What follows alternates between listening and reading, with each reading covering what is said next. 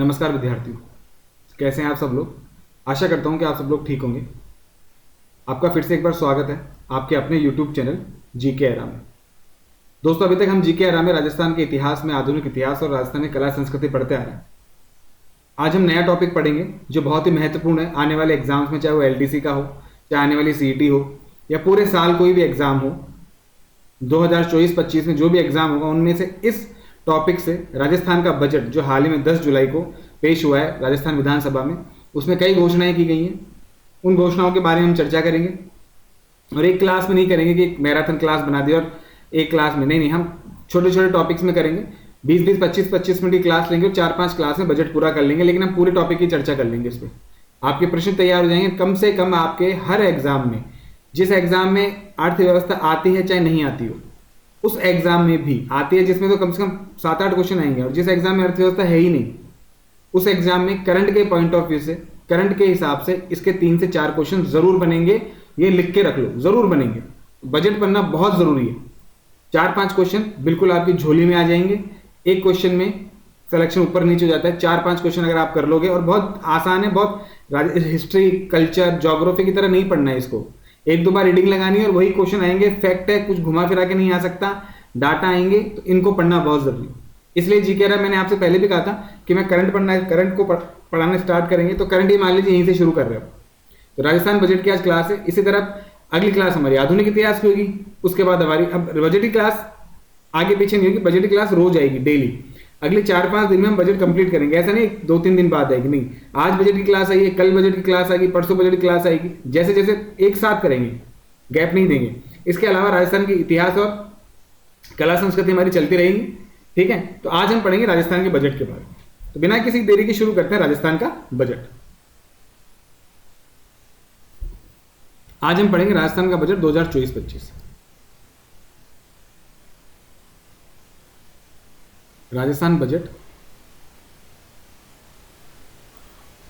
2024 और 25, इसके बारे में चर्चा करेंगे। राजस्थान का बजट राजस्थान बजट 2024-25। अब देखिए बजट होता क्या है। देखिए बजट शब्द है ना, संविधान में कहीं उल्लेखित नहीं है। बजट शब्द के अलावा संविधान में वित्तीय विवरण है। वित्तीय विवरण ये संविधान में लिखा हुआ है। क्या लिखा हुआ है? बजट कहीं नहीं लिखा हुआ, वित्तीय विवरण संविधान में लिखा है। ये शब्द संविधान में लिखा हुआ वित्तीय विवरण। इसके बारे में चर्चा होती है हर साल। पूरे देश का और अलग अलग राज्यों का साल का लेखा जोखा, राजस्व। वित्तीय विवरण में क्या आएगा? राजस्व। राजस्व मतलब कमाई, कमाई मतलब प्रॉफिट, मतलब अर्निंग, कमाई। कमाई लिख लो आप तो, कि हमें कितनी कमाई हुई सरकार को। और क्या है? व्यय। व्यय मतलब हमने कितना खर्चा किया। उसके बाद इन दोनों से घाटा निकलता है। घाटा या लाभ जो निकलता है वो इनसे निकलता है, जो कहते हैं राजकोषीय घाटा हो गया। सरकार, कोई भी सरकार अपने आप को घाटे, लाभ में दिखाना कमी पसंद करती है, घाटे में दिखाना पसंद करती है। उसके बहुत सारे कारण हैं। तो बजट शब्द का उल्लेख ना होके संविधान में किस शब्द का उल्लेख है? वित्तीय विवरण का। किस शब्द का उल्लेख है दोस्तों? वित्तीय विवरण का। वित्तीय विवरण में साल भर के राजस्व के बारे में चर्चा की जाएंगे। साल भर का व्यय कैसे किया जाएगा, इसके बारे में चर्चा की जाएगी। व्यय करने के लिए कहां से पैसा आएगा, इसके बारे में चर्चा की जाएगी, ठीक है। ये सब बातें किसमें आती है? वित्तीय विवरण में आती है। लेकिन बजट क्या होता है? आपने कभी भी किसी भी वित्तीय मंत्री या मुख्यमंत्री, प्रधानमंत्री को देखा होगा, उनके हाथ में एक बैग होता है, उस बैग को बजट बोलते हैं। उस बैग को क्या बोलते हैं? बजट बोलते हैं। इस बैग को बजट बोला जाता है। हर साल पेश होता है। ये क्या हर साल पेश होता है? तो इस साल 2024-25 का जो बजट है, 2024-25 का बजट है, वो पेश हुआ है 10 जुलाई। हाँ, बजट देखो, राजस्थान का बजट संविधान के अनुच्छेद आर्टिकल 202 के तहत निकलता है। 202 के तहत पेश किया जाता है। इस बजट के साथ हर साल इस बजट के साथ एक बिल पेश किया जाता है।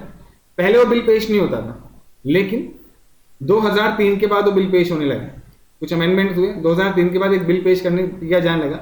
उस बिल का नाम था F R B M bill या F B R M act. Bill नहीं, एक्ट। ये भी पास किया जाता है हर साल। किसके साथ पास किया जाता है? बजट के साथ। तो आपका पहला प्रश्न ये बनेगा कि राजस्थान का बजट संविधान के किस अनुच्छेद के तहत पेश किया जाता है? तो आर्टिकल 202 के तहत पेश किया जाता है। राजस्थान बजट या बजट के साथ आईएएस में क्वेश्चन पूछा गया है। ये क्वेश्चन आईएएस का है कि हर साल केंद्र सरकार अपने बजट के साथ एक कानून पास करती है, एक एक्ट पास करती है। उस एक्ट को क्या बोलते हैं? FRBM act. क्या बोलते हैं? FRBM act. तो राजस्थान में बजट के साथ कौन सा एक्ट पास किया जाता है? FRBM act. अभी एफआरबीएम एक्ट को मैं पहले फुल फॉर्म बाद में बताऊंगा। एफआरबीएम एक्ट पास हुआ कब? केंद्र सरकार के लिए हुआ 2003 में। किसके लिए? केंद्र सरकार के लिए। और राजस्थान सरकार में पास हुआ दोस्तों 2005 में। 2003 के बाद क्वेश्चन पूछा गया था आईएएस में कि बजट के साथ हर साल कौन सा एक्ट पास किया जाता है? एफआरबीएम एक्ट भी, बिल भी पास किया जाता है, जिसमें क्या होता है उसके बारे में चर्चा करेंगे। और राजस्थान में कब पास हुआ है? 2005 में। तो आरपीएस से क्वेश्चन कभी कभी पूछ सकती है। आरपीएससी में क्वेश्चन आपसे पूछा जा सकता है। आरएस प्री में ये क्वेश्चन पूछा जा सकता है आपसे, ठीक है। एफआरबीएम, अब एफआरबीएम एक्ट की फुल फॉर्म क्या है? 2002 के हिसाब से पास होता है, article number 2002 sorry 202। FRBM, F R B M, F R B M. F का मतलब है fiscal, F I S C A L, fiscal, राजकोषीय, हिंदी में राजकोषीय। आर का मतलब है रिस्पॉन्सिबिलिटी, रिस्पॉन्सिबिलिटी, हिंदी में उत्तरदायित्व, उत्तरदायित्व। बी से है बजट, बजट है ही। और एम से management, M A N A G E M E N, management है प्रबंधन। तो fiscal, responsibility, budget, management, F R B M. ये एफ आर बी एम कब पास हुआ? केंद्र सरकार के लिए 2003 में, और राजस्थान सरकार के लिए पास हुआ 2005 में। ये बात ध्यान रखना। राजकोषीय उत्तरदायित्व बजट प्रबंधन, राजकोषीय उत्तरदायित्व बजट प्रबंधन, इस नाम से आपको ये प्रश्न मिलेगा, आरपीएस में जरूर मिलेगा। अब इसमें होता क्या है? इसमें क्या होता है, ये हर साल पास होता है और बजट के साथ इसलिए पास होता है कि मैनेजमेंट, प्रबंधन, बजट का प्रबंधन किया जाता है। बजट का प्रबंधन किया जाता है। कहा जाता है कि किस तरह से पूरे साल आपकी राजस्व प्राप्त होगा, व्यय कैसे किया जाएगा, और ये जो राजस्व और व्यय की जो प्रोसेस रहेगी, वो प्रोसेस है, जो प्रक्रिया एकदम पारदर्शित होनी चाहिए, उसका इसमें महत्वपूर्ण योगदान होता है इस मैनेजमेंट एक्ट का। आरबीएम, एफ आरबीएम एक्ट के महत्वपूर्ण क्या होता है, इसका रोल होता है। ठीक है, यहां तक की बात समझ में आ गई हमें। आगे एफआरबीएम एक्ट क्या होता है समझ में आ गया। एफआरबीएम एक्ट कब पास हुआ? राजस्थान सरकार के लिए 2005 में, केंद्र सरकार के लिए 2003। अब इस साल बजट की मुख्य बात ये रही, वैसे तो बजट शुरू में फरवरी में आ जाता है, परंतु इस बार क्या हुआ, दो बार में बजट आया। पहला आया आपका लेखानुदान, लेखानुदान, ये आपका आया 8 फरवरी 2024, बजट की जगह, बजट की जगह।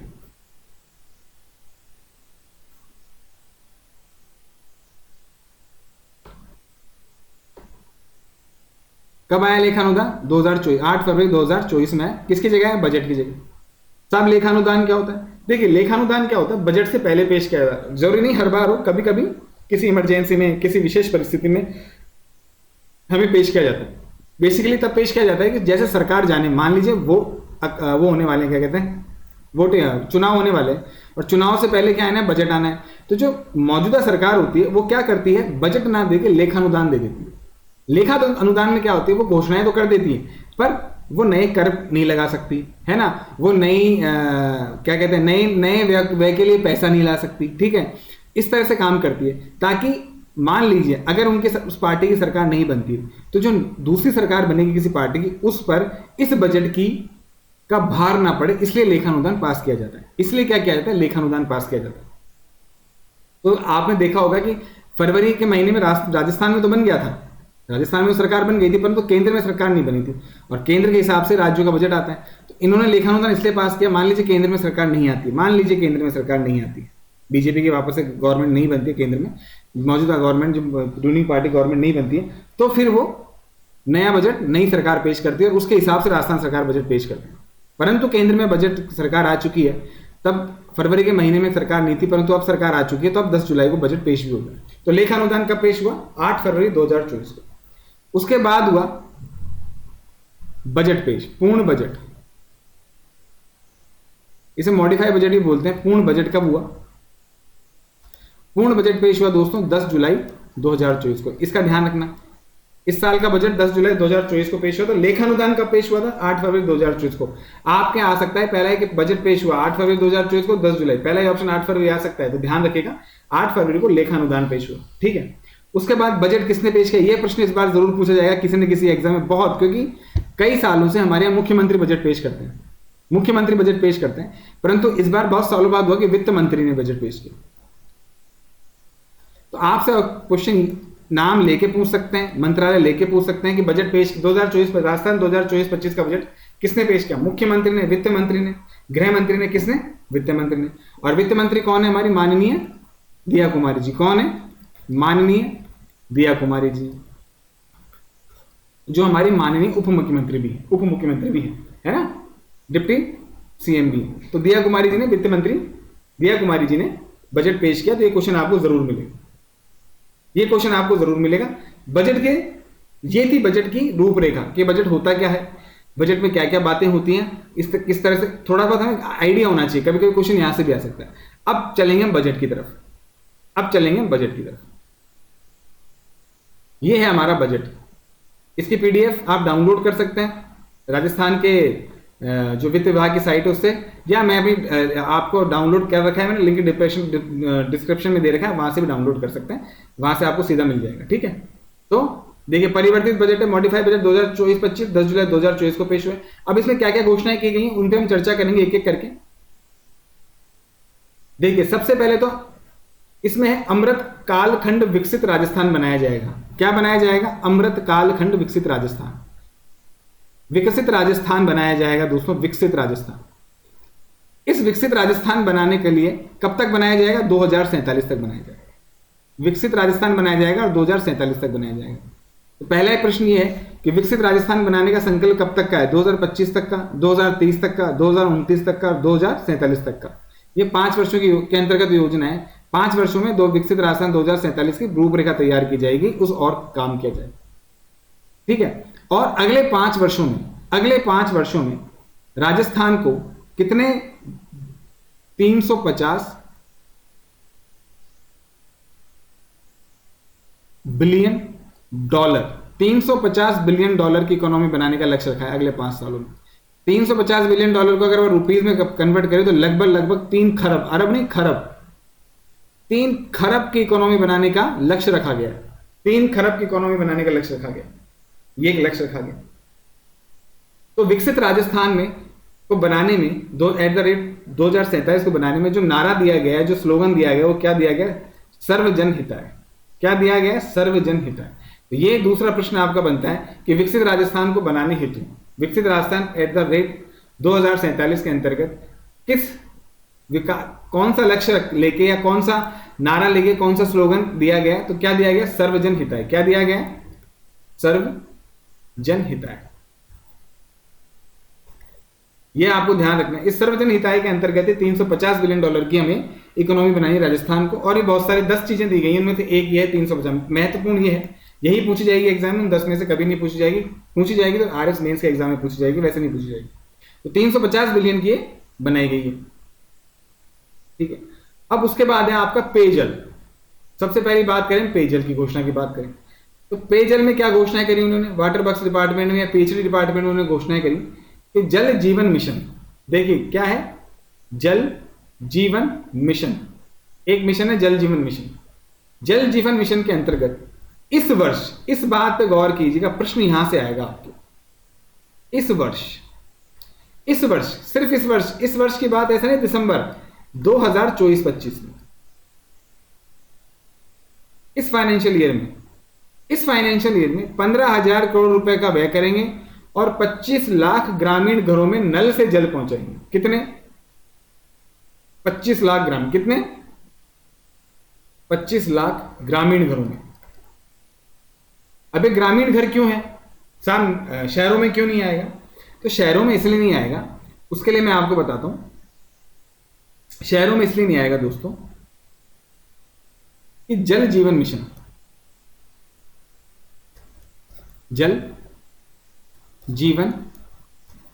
मिशन सभी को स्वच्छ जल मिले। एक होते हैं SDGs, सस्टेनेबल डेवलपमेंट गोल्स, ये बहुत चल रहे हैं पूरी दुनिया में, RS में से बतेरे क्वेश्चंस आते हैं। तो SDG गोल्स हैं, इन गोल में गोल नंबर 6 है, 6 में बहुत सारी चीजें दे रखी है। उस गोल नंबर 6 में एक चीज ये दे रखी है कि सभी को स्वच्छ जल मिले। उसी SDG गोल 6 के अंतर्गत केंद्र सरकार ने 2019 में एक मिशन लॉन्च किया, जल जीवन मिशन। इस मिशन की परिकल्पना ये थी कि 2024 तक 19, 20, 21, 22, 23, 20, 21, 19 में आया, 20, 21, 22, 23, 24, अगले 5 सालों में यानी 2024 तक सभी ग्रामीण इलाकों में, कहां में?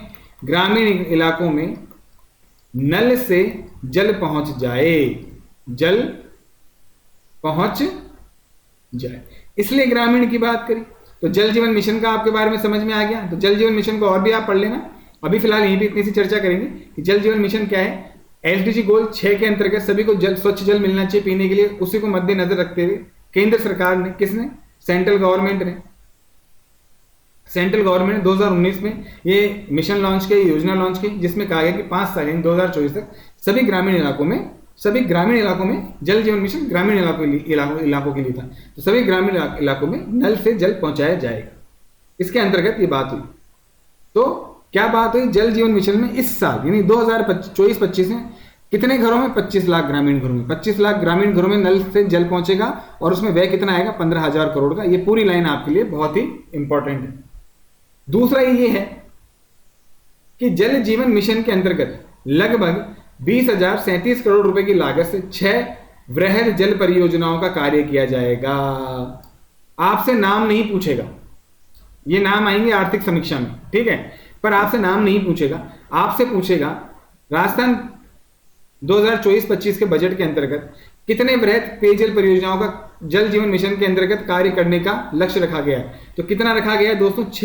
6 वृहद परियोजनाओं का कार्य रखा गया।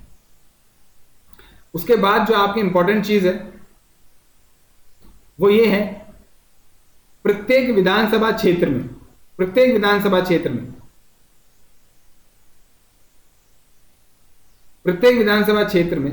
आवश्यकता अनुसार 2 सालों में, कितने सालों में? 2 सालों में। देखिए, एक तो प्रत्येक विधानसभा क्षेत्र याद रखना, आपको 2 साल याद रखना है। 20-20 तो क्या है? हेड पंप्स, और 10-10 क्या है? ट्यूबवेल। ये लगाए जाएंगे 2 सालों में आवश्यकता के अनुसार, है ना। तो प्रत्येक विधानसभा क्षेत्र में आवश्यकता के अनुसार 20-20 तो हेडपंप लगाए जाएंगे और 10-10 ट्यूबवेल। अब आप कंफ्यूज मत होना कि 10-10 हेडपंप थे कि 20-20 ट्यूबवेल थे। तो इसके लिए आप एक ट्रिक याद रखो, सिंपल सी बात है, 20H और 10T, है ना। 20H 20H मत रखना, 20H याद रखना, इंपॉर्टेंट है। हिंदी में एक को इंग्लिश में 20H और 10T, 20H 10T, यानी 20H से हेडपंप, T से ट्यूबवेल, और 20 का 20 और 10 का 10। तो 20H 10T यानी 20 हेडपंप और 10 ट्यूबवेल लगाए जाएंगे प्रत्येक विधानसभा क्षेत्र में लगाए जाएंगे। और कब लगाए जाएंगे? 2 वर्षों के अंतर्गत, 2 वर्षों में, अगले 2 साल में, यानी 2024-25 और 2025-26 के अंतर्गत। ये फाइनेंशियल ईयर की बात होती है हमेशा। यहाँ पे जनवरी से दिसंबर नहीं चलता, फाइनेंशियल ईयर चलता है, ठीक है। तो 2024-25 और 25-26 तक। या ये प्रश्न ये भी पूछा जा सकता है, आपको 2 वर्ष ना ले देके, कि प्रत्येक विधानसभा क्षेत्र में 20-20 हेडपंप और 10-10 ट्यूबवेल लगाए जाएंगे, कब तक लगाए जाएंगे? ऑप्शन में आपको ये आ जाएगा 2024 से लेके 2026, हो गए 2 साल। ये भी एक प्रश्न बन सकता है, इस तरह से दे देगा, ठीक है। तो 2 साल याद रहेगा तो आप आराम से बता दोगे। ये तो हो गई पेयजल वाली बात। पेयजल वाला हम एक बार रिवाइज कर लेते हैं। पेयजल में था कि जल जीवन मिशन के अंतर्गत इस साल यानी 2024-25 में 15,000 करोड़ रुपए का व्यय होगा और कितना होगा, 25 लाख ग्रामीण घरों में नल से जल पहुंचाया जाएगा। जल जीवन मिशन मैंने बता दिया 2019 में लागू किया था, चालू हुआ था SDG 6 के तहत। उसके बाद जल जीवन मिशन में ही 6 वृहद पेयजल परियोजनाओं का कार्य किया जाएगा, जिनका भार कितना आएगा, 20,370 करोड़ रुपए की लागत से 6 जल। तो मेन के बाद क्या है, 6 परियोजना। कितनी परियोजनाओं में काम चालू होगा, 6 वृहद परियोजनाओं में, पेयजल परियोजनाओं में काम चालू होगा। ठीक है, ये जो है ये काम के नहीं है, मतलब इतने एग्जाम से नहीं पूछे जाएंगे, आपके मेन काम का है। उसके बाद है प्रत्येक विधानसभा क्षेत्र में अगले 2 सालों में 20-20 हैंडपंप और 10-10 ट्यूबवेल लगाए जाएंगे। ठीक है, उसके बाद हम ऊर्जा की बात करते हैं। उसके बाद हम क्या बात करेंगे, ऊर्जा की बात करेंगे। आगामी, देखो इसमें लिखा हुआ है आगामी 10 वर्षों में प्रदेश में विद्युत मांग के लिए आवश्यक ऊर्जा उत्पादन का कार्य योजना होगी। दूसरा एक पॉइंट ये भी है कि आगामी 10 सालों में 6% की दर से हमें ऊर्जा की आवश्यकता है। 6% की दर से हमारी क्या होगी, वृद्धि होगी ऊर्जा की मांग में। मांग में कितने परसेंट की दर से वृद्धि होगी, 6% की है। तो इसी को मद्देनजर रखते हैं आगामी 10 वर्षों में इसके लिए काम किया जाएगा। ठीक है, काम किया जाएगा। इसके लिए क्या, अब दूसरा पॉइंट क्या है, 2031-32 तक, 2031-32 तक लक्ष्य रखा गया, 2031-32 तक परंपरागत स्रोत तो उसे 20,500 मेगावाट की क्षमता का उत्पादन किया जाएगा। 20,500 परंपरागत स्रोत क्या होते हैं, ये कोयले वोयले जो होते हैं, परंपरागत स्रोत होते हैं। 20,500 मेगावाट उत्पादन किया जाएगा, कब तक, 2031-32 तक। कब तक किया जाएगा, 2031-32 तक। ये सीधे सीधे क्वेश्चन है, इनमें कोई रॉकेट साइंस नहीं है, सीधी सीधी लाइनें याद रखनी है आपको, याद तो करनी पड़ेंगी दोस्तों। 4 से 5 नंबर का सवाल है, ये मैं उनकी बात कर रहा हूं जिसमें अर्थव्यवस्था नहीं है पूछी जाती। जैसे RPSC में अर्थव्यवस्था पूछी जाती है, उसमें तो कम से कम 7 से 8 क्वेश्चन आएंगे इससे। ठीक है, तो 20,500 मेगावाट का लक्ष्य परंपरागत स्रोतों से कब तक है, 2031-32 तक। अक्षय ऊर्जा, इस अक्षय ऊर्जा से कितना है, 33,600 मेगावाट का उत्पादन किया जाएगा। कब तक किया जाएगा, 2031-32 तक। 2031 अक्षय ऊर्जा से 33,600 मेगावाट। अक्षय ऊर्जा में क्या आता है, अक्षय ऊर्जा में आपको जैसे सोलर आ गया, पवन ऊर्जा आ गया, हाइड्रो ऊर्जा आ गया। अब इस 33,600, जैसे मान लीजिए यहां लिख लीजिए, अपन यहां लिख लेते हैं 33,600, इसको 3 भागों में बांट दिया। पहले तो है सोलर ऊर्जा, ठीक है, फिर है पवन ऊर्जा, ठीक है, और फिर क्या है, हाइड्रो यानी जल से। सोलर से हमें कितनी उत्पादन करनी है 2031-32 तक, 22,200 मेगावाट 22,200 मेगावाट पैदा करनी है। पवन से हमें करनी है 8,100 यानी 8100 मेगावाट। और हाइड्रो यानी जल से हमें कितनी करनी है, 33,300 मेगावाट।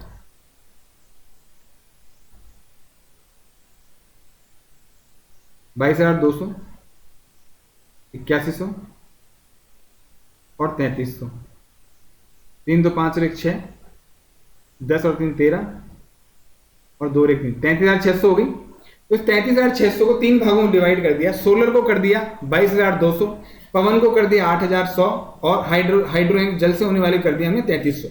तो कब तक करनी है हमें, 2031-32 तक। अक्षय ऊर्जा से 33,600 और परंपरागत स्रोत से 20,500, ये ध्यान रखना। उसके बाद है पुंगल छत्तरगढ़, बीकानेर में।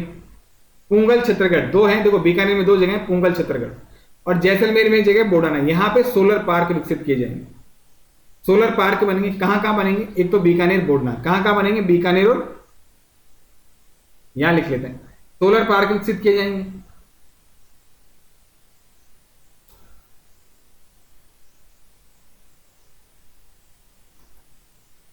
सोलर पार्क बीकानेर, 2 जिलों के नाम लिए इन्होंने, बीकानेर और जैसलमेर। बीकानेर और जैसलमेर, बीकानेर में पाए पुंगल और छत्तरगढ़, पुंगल नाम की जगह और छत्तरगढ़ नाम की जगह, पुंगल और छत्तरगढ़ में लगाए जाएंगे। जबकि बोडाना, यहां भी सोलर पार्क बनेगा। तो क्वेश्चन पूछा जा सकता है कि कहां बनेगा, है ना, ये क्वेश्चन पूछे जाएगा। सोलर पार्क छत्तरगढ़ और पुंगल में बनेंगे। ठीक है। अब है पीएम सूर्य, अगला पॉइंट है आपका काम का है पीएम सूर्य घर मुफ्त बिजली योजना। पीएम सूर्य घर मुफ्त बिजली योजना, पीएम सूर्य घर मुफ्त बिजली योजना के अंतर्गत प्रत्येक जिले में आदर्श सौर ग्राम बनेगा। क्या बनेगा? आदर्श सौर ग्राम प्रत्येक जिले में बनाया जाएगा। तो एक बार इसको मिटा लेते हैं, जो अपन कर रहे हैं ना काम।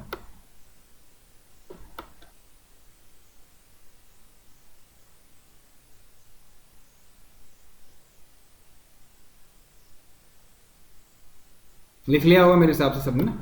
तो प्रत्येक जिले में क्या बनेगा दोस्तों? आदर्श, प्रत्येक जिले में आदर्श सौर ग्राम। क्या बनेगा? आदर्श सौर ग्राम। प्रत्येक जिले में बनेगा आदर्श सौर ग्राम बनेगा प्रत्येक जिले में।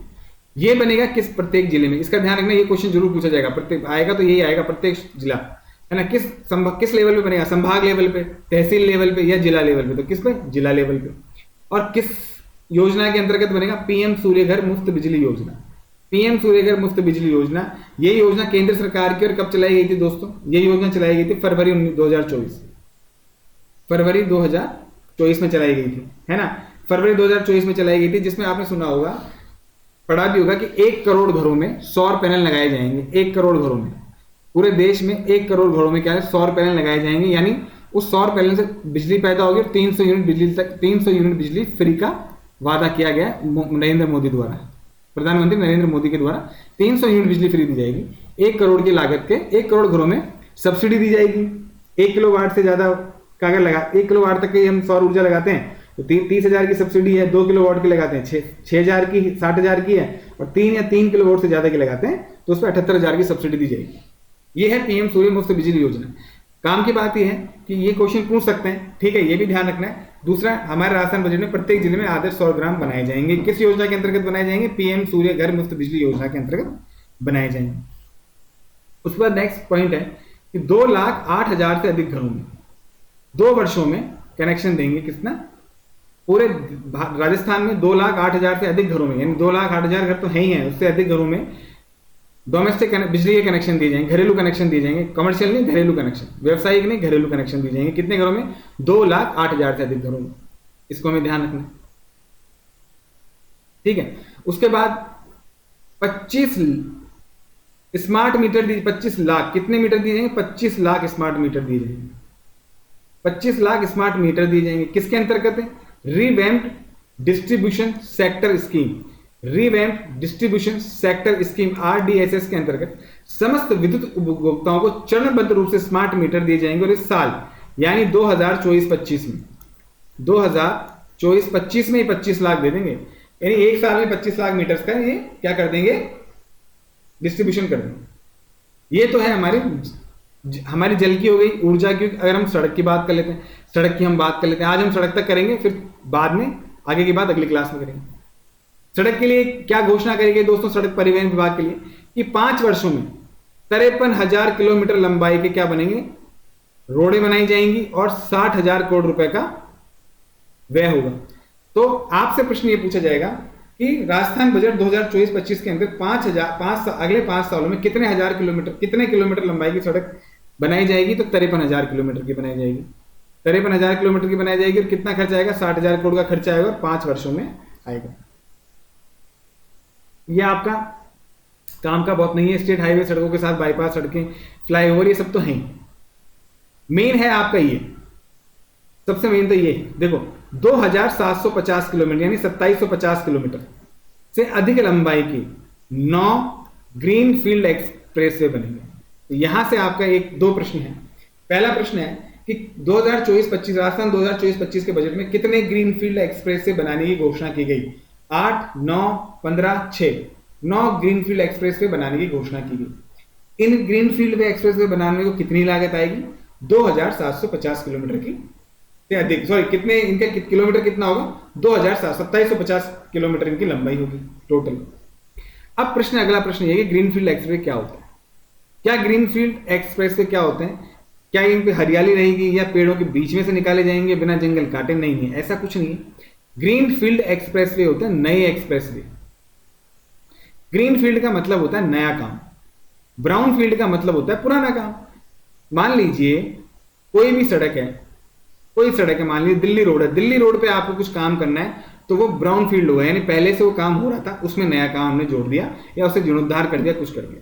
लेकिन मान लीजिए सूनी जगह पड़ी है, उजाड़ पड़ा है, चरागाह पड़ा है और वहां से हमें एक्सप्रेस वे निकालना है, वहां हमें कोई काम करना है, नया काम शुरू करना है, वो काम क्या कहलाएगा? Green field. तो नए एक्सप्रेस वे बनेंगे, इनको क्या बोला जाता है? इनकी टर्म है ग्रीन फील्ड। तो 9 नए एक्सप्रेस वे बनेंगे, इनकी टर्म होती है ग्रीन फील्ड, तो टर्म आ गई। तो 9 ग्रीन फील्ड एक्सप्रेस वे बनाए जाएंगे, 9 ग्रीन फील्ड एक्सप्रेस बनाए जाएंगे, जिनकी लंबाई कितनी होगी? 2750 किलोमीटर, यानी 2750 किलोमीटर उनकी लंबाई होगी। आज हम बजट में यहीं तक पढ़ेंगे, अगली बार हम बजट में आगे की घोषणाएं पढ़ेंगे, क्योंकि एक साथ बहुत सारी घोषणाएं पढ़ना ठीक नहीं है, एक साथ इतना सारा पढ़ना ठीक नहीं है और पढ़ाना भी उचित नहीं होता है। तो आगे हम अगली कल की क्लास में हम आगे की बात करेंगे। तब तक आप इस बजट को पढ़िए, इन क्वेश्चंस को देखिए। जैसे मान लीजिए पीएम सूर्य घर मुफ्त बिजली योजना है, जल जीवन मिशन है, अमृत मिशन है, ये बजट में इनके नाम आए, मान लीजिए इनके नाम आए, तो अगर नाम बजट में आ गए तो इनसे आपसे आरपीएससी अधीनस्थ बोर्ड क्वेश्चन पूछ सकता है। तो इनके बारे में ब्रीफ नॉलेज तो हमें कम से कम होनी ही चाहिए। उनको आप नोट्स बनाइए, नेट से देखिए, पढ़िए, आपको सब कुछ मिल जाएगा। कभी अगर मौका मिला तो हम इन योजनाओं पर चर्चा कर सकते हैं, लेकिन फिलहाल अभी आपके लिए अपने स्तर पर इसको पढ़िए। ठीक है दोस्तों, तो आज की क्लास दोस्तों यहीं तक थी, हो सकता है लंबी क्लास होगी, माफी चाहूंगा उसके लिए। अगली क्लास हम किसी की भी ले सकते हैं, परंतु बजट की क्लास तो आएगी आएगी, इतिहास और उसकी तो आएगी, लेकिन बजट की क्लास हमारी कल फिर से आएगी, इसके लिए आप निश्चिंत रहिए। ठीक है, तो आज की क्लास यहीं तक थी। आई होप, क्या आशा करता हूँ आपको समझ में आया होगा और अच्छी लगी होगी। अच्छी लगती है क्लास तो प्लीज़ हमारे चैनल को वीडियो को शेयर कीजिए, लाइक कीजिए और चैनल को सब्सक्राइब भी कीजिए। कम्युनिटी पोस्ट में मैं क्वेश्चन डालता हूँ, उनके आंसर कीजिए और लाभ उठाइए दोस्तों। ठीक है, धन्यवाद। आज क्लास यहीं थी, धन्यवाद और शुभ रात्रि।